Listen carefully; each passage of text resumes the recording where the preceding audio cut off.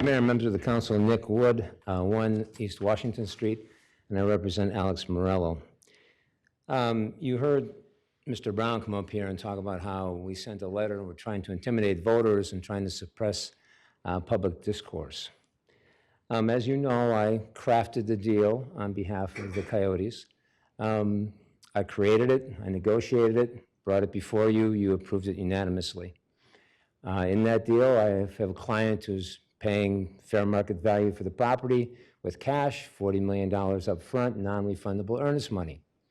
We are taking on responsibility for $240 million worth of contamination that's there. That contamination today is the obligation of the city of Tempe and its residents. But we are taking on that liability and that responsibility, all of it. It's not costing the city of Tempe or any of its residents any money.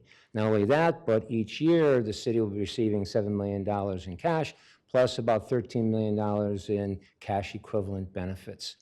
Anyone who wants to debate any portion of this agreement with me or with my client will do it anytime, anywhere, just name the place.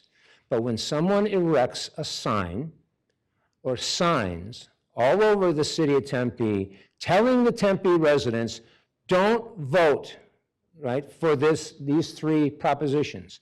Vote no on propositions 301, 302, 303, because my client is a criminal.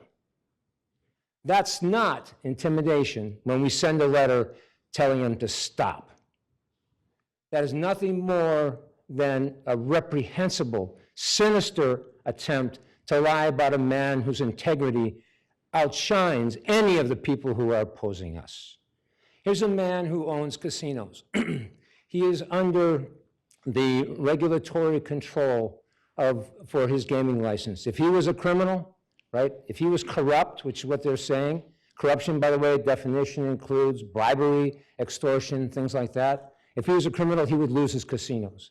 He owns a bank, and you've seen how regulations regarding banks have been enforced. He would lose his bank. He owns radio stations, TV stations. That's FCC control. He would lose them.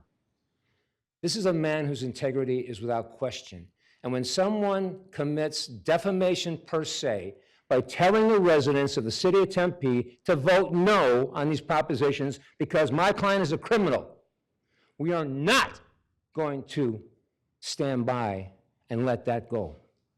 So if those signs don't come down immediately, the people who place them up are expose themselves to significant civil liability, and we are going to press that forward. Thank you.